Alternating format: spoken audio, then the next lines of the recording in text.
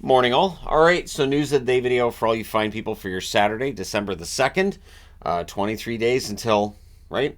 All right, anyways, that being said, we'll start things off looking at the Nashville Predators. I'm wearing a Nashville jersey and all that. Tyson Barrie has been given permission to seek a trade. I'm surprised by this. I hadn't heard anything that he was potentially not happy, but at any rate, he's a UFA at the end of this year.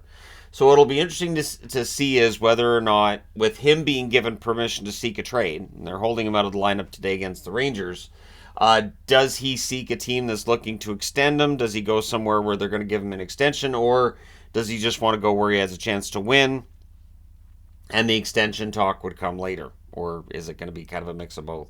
We'll see what happens there. But if Barry's going to get held out of the lineup and he's given permission to ask around, there are certainly teams looking to upgrade their blue line or at least add an offensive blue liner to it. So we'll see how it turns out. But yeah, Barry I think can still be effective. I'm mildly surprised at him wanting to look for a trade because Nashville's been pretty good lately.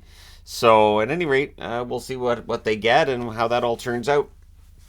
Ilya Samsonov is down with an illness today, not down with the sickness. No, no, that's at least 20 years too late to make that joke. But yeah, they've called up Martin Jones on an emergency basis, so he'll be backing up Wall tonight against the Boston Bruins. That should be an entertaining game. I'm already seeing a lot about, this is a big watermark game, and this is one Toronto needs to win, and it's an early December game. I do think sometimes we blow this out of proportion a little bit, but at any rate, it should be entertaining. And if Jones ended up in the net at some point, sure, I'd love to see how Jones does for Toronto. That being said, injury news out of Montreal. Not great news for Alex Newhook. 10 to 12 weeks. He'll be out with a high ankle sprain. Newhook was having a good year with the Montreal Canadiens. After that trade from Colorado. It's a shame that this has happened, but, roughly 3 months from now, when he comes back, we'll see how it all is.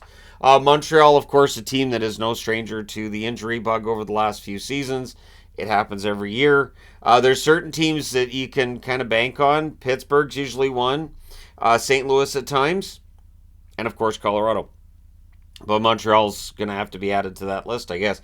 I do remember a time when Vancouver was always dealing with a lot of injuries, especially on the blue line. So, at any rate, we'll see if Newhook can come back earlier than expected. But high ankle sprains, you don't want to mess with that. So, 10 weeks from now, we'll see if he's back.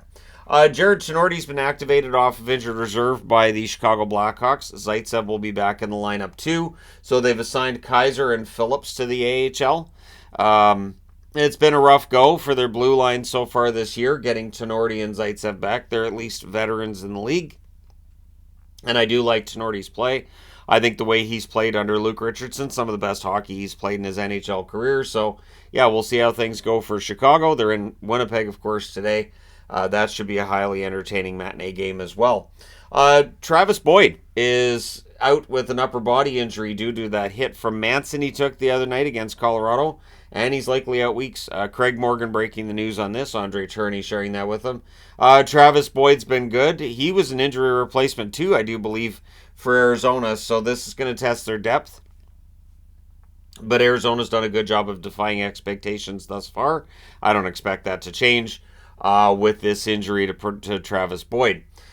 Sad news to pass along as well. Dylan Larkin letting people know why he's been away from the team. I've seen speculation online, wasn't reporting on it. He was on non-roster, so not injured. He was on the non-roster because of personal reasons, and his wife has had a miscarriage. So my condolences to him, to his wife, to their family. They were trying for their first. It's not unheard of for that to happen before that first. But if everything is fine from there, you can try again. But at any rate, all my thoughts with Larkin. Larkin is expected to be in the lineup today for Detroit. And, hopefully he has a really good game. And again, hopefully he and his wife, when they're ready, they're able to try again and have some success the second time out. But let me know your thoughts in the comment section below. As always, don't forget to hit like and subscribe if you're browsing your way through. You just happened upon this video, or just because you feel like it. Thank you guys so much for all your support as always. I will talk to you again soon.